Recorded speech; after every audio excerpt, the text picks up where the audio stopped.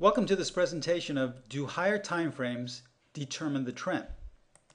This is the Specialist Trading Weekly E-mini Review for the week ending June 10th, 2011.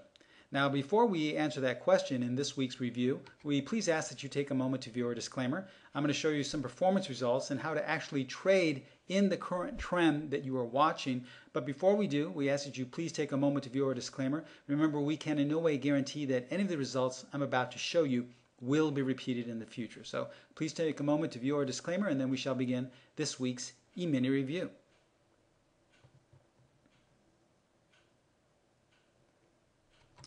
All right, let's start out by looking at a specific day from this week. Now, we all know that this week was rather negative. The market really fell out of bed and had some really strong losses during the week and a lot of trades. But the actual momentum was to the downside, but we could have taken advantage of looking at the shorter term trend, especially on this day, Thursday, June 9th.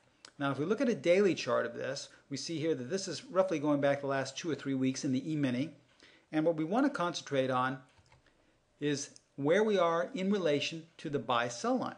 So that's the first question you always ask yourself. And as you can see, we are well below the buy-sell line. So if we were trading the daily chart, if we're looking at the daily trend, we only want to look at shorting opportunities. In other words, we're only looking for setups to go short.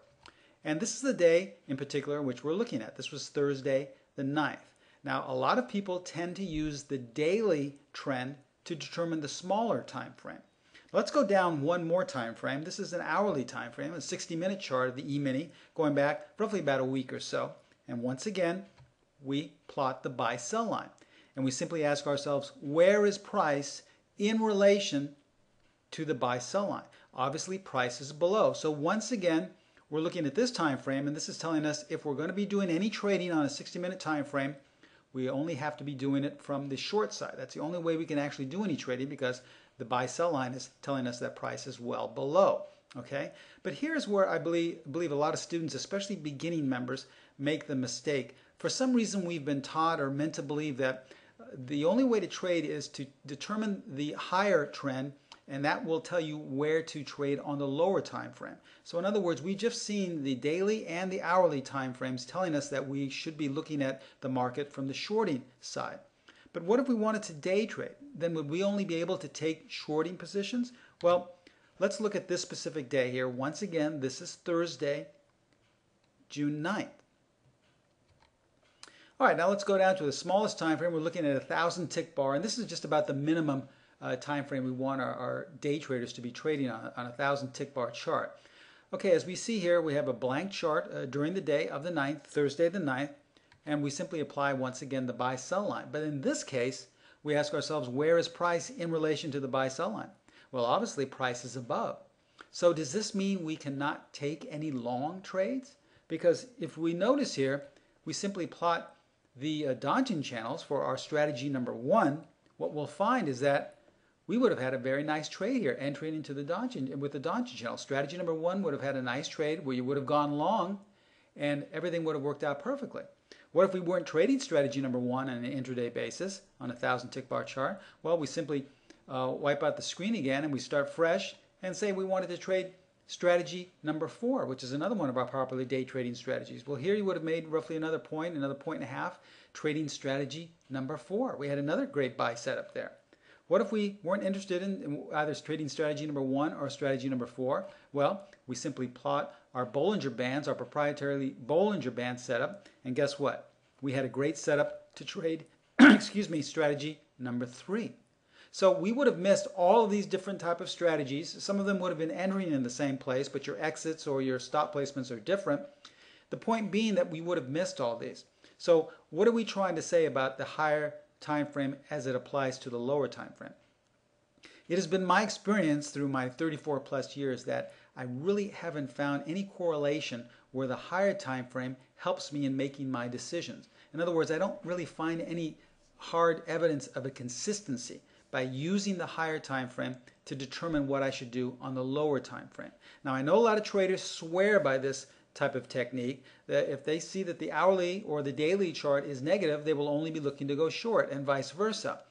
I, as I said, have never found any evidence or any type of nice and concrete consistency to this. So in terms of my personal trading, what I trade with and what I teach and what I really suggest my students do is only apply the trend to the chart that you are looking at. So in other words, such as this example, if we're trading, intraday trading, 1,000 tick bar chart, if the trend is up, that's all we're concerned about. We're only looking to get in situations to go long pursuant to the trend in that particular market. If we're looking at a day chart and we're going to be position trading or overnight trading, and that's a negative or downtrend, then we'll only look to go short on the overnight basis, okay? But I do not like to combine the two because, as I've said, I have not found any evidence that there is any level of consistency to that. Having said that, I know that some of our students swear by this technique. They really feel that it gives them a higher percentage of successful trades. If you find that it does work for you and it does help you, then by all means go ahead. You see, we're not changing the basic foundation of my methodology by applying this certain technique. So as long as we're not changing, the guidelines, it's okay to pick and choose and add different things, such as higher time frames. This is where we say you can add certain levels of discretion to our strategies. So as long as you're not changing things such as the confirmation or the buy-sell line, that's perfectly okay. All right, so let's review this short but very important recap here of this E-mini review. Remember, my suggestion is, especially for beginners, to only trade the current time frame trend. Therefore, if you're day trading and you have an uptrend in the current time frame, then you'll only be taking long signals. All right, we're not going to be concerned with the hourly or the daily trend, and vice versa. This is why it's so important to learn our strategies. There are so many things you can learn. As the trade unfolds in real time, you'll see that there are so many more questions that need to be answered, and different techniques and different ideas that can come into play. So that's why I always say, please learn these strategies. It's not just enough to come to these E-mini weekly recaps. You have to really study the videos as often as you like and then paper trade, because questions like this will come up in real time. If you're trading with real capital, you don't have time to try and figure out what your game plan is. You have to actually have this in advance and know well in advance what you will do if these situations do arise. Remember, we're looking for an edge of consistency. If you find consistency with trading the higher time frame to determine the lower time frame, that's fine. I haven't found it in my trading, so therefore I don't use it. If you find it, that's fine, but we're looking for consistency. The strategies by themselves will give you this consistency, but you must learn how to implement them properly. Remember, if you have any questions concerning what I went over today, please do not hesitate to email me at stephenprimo@specialisttrading.com. In closing, I ask that you please take one last look at our disclaimer. I showed you the performance results from this past week's trades and looking at different time frames, but remember, we can in no way guarantee that any of these results will be repeated in the future. If you have no questions, if you're just interested in watching this video again, or if you have no questions, email me. I wish you a great, pleasant weekend, and we'll see you here next week. Bye-bye.